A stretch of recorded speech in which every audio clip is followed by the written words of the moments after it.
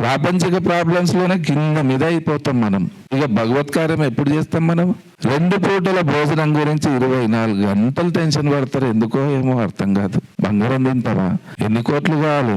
చలి పెడితే చలి కోటు ఒకటి చాలు కదా, ఇంకా కోట్లు కావాలా? ఇట్లా మనిషి అధపతనానికి వెళ్ళిపోయినాడు, డిప్రెషన్లోకి వెళ్ళిపోయినాడు. అప్పుడు తాగుడు అలవాటు అయిపోతుంది. కిందకి వెళ్ళిపోయినాడు. ఏ పశువు సూసైడ్ చేసుకున్న న్యూస్ లో మనం ఎప్పుడు చూడలేదు. పశువుకు బీపీలు, షుగర్లు, కొలెస్ట్రాల్ ఎప్పుడు చూడలేదు. ఒబెసిటీ ఎప్పుడు చూడలేదు. మనుషులకే ఉందంటే దీనికి కారణము పశు కంటే హీనమైన జీవితాన్ని జీవించేది మనిషి ఇప్పుడు ఈ ప్రపంచంలో. జీవోత్సవాలుగా ఉన్నది మనుషులకు మళ్ళీ ప్రాణాన్ని పోసే పని చేస్తుంది పిరమిడ్ స్పిరిచువల్ సొసైటీ. కరెక్ట్ కాదు ఇది?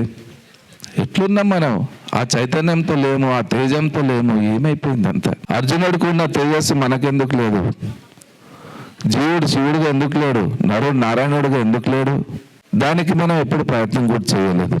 అందుకే ధ్యానము, దానము, స్వాధ్యాయము, సజ్జన సాంగత్యం, ఇవి 4 పాటిస్తే అద్భుతమైన స్థితి వస్తుంది.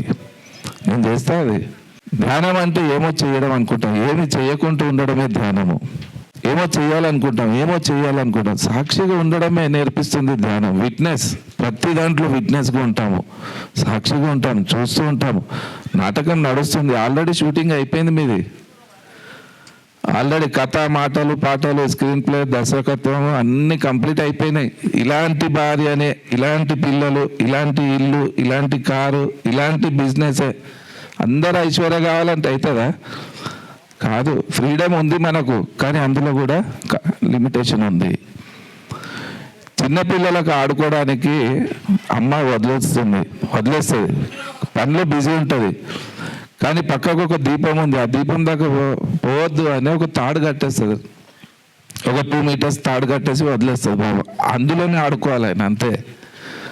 ఎక్కడ పోవద్దు ఆయన, మెట్ల దగ్గర పోవద్దు, దీపం దగ్గర పోవద్దు అని ఆడుకుంటూ ఉంటాడు. అది మన ఫ్రీ వీల్, అంతవరకే ఉంది.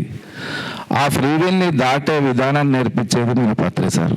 దాన్ని తెంపేయండి అన్నాడు ఆయన, బయటికి రండి అన్నాడు. ఎంత మల్టీ డైమెన్షనల్, ఎంత అద్భుతమైన కాన్సెప్ట్, ఎంత అద్భుతమైన ఫిలాసఫీ మన పత్రి సార్ ఇచ్చింది. అలాంటి పత్రి సార్తో ఉండే భాగ్యం, ఇంతకంటే భాగ్యమా నాకు ఇంకేం కావాలి? హైదరాబాద్లో ఫస్ట్ స్టూడెంట్ నేను సార్కి. ఎవ్వరు లేడప్పుడు. బైక్లో వేసుకొని తిరిగిన పత్రి సార్ని. చాలా కోపం సార్కి అప్పుడు. ఆ సింహంని ఎంబడి పెట్టుకొని తిరిగినట్టు ఉండేది నాకు. ఏం తింటున్నామో కూడా తెలియదు సార్ ఎదురుగా మనం భోజనం చేస్తే. అంత టెన్షన్ ఉండేది. ఏముంటే తీసుకొని కొట్టేవాడు సార్.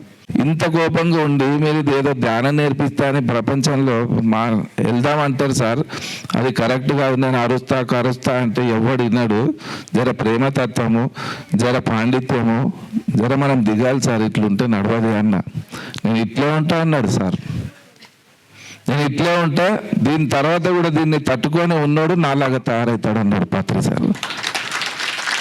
ఎంత ఫిల్టరేషన్ అంటే అదే. నేను ఇట్లా కొడతా, ఇట్లా తిడతా, ఇట్లా అరుస్తా, తర్వాత కూడా నా దగ్గర ఉన్నవాడే నాలాగా తయారవుతాడు అన్నాడు. సింహాలను తయారు చేసే సొసైటీ నాది, దట్ ఈస్ పిరమిడ్ సొసైటీ. గొర్రెల మందని తయారు చేయను అన్నాడు. ఎంత గొప్ప విషయం అది.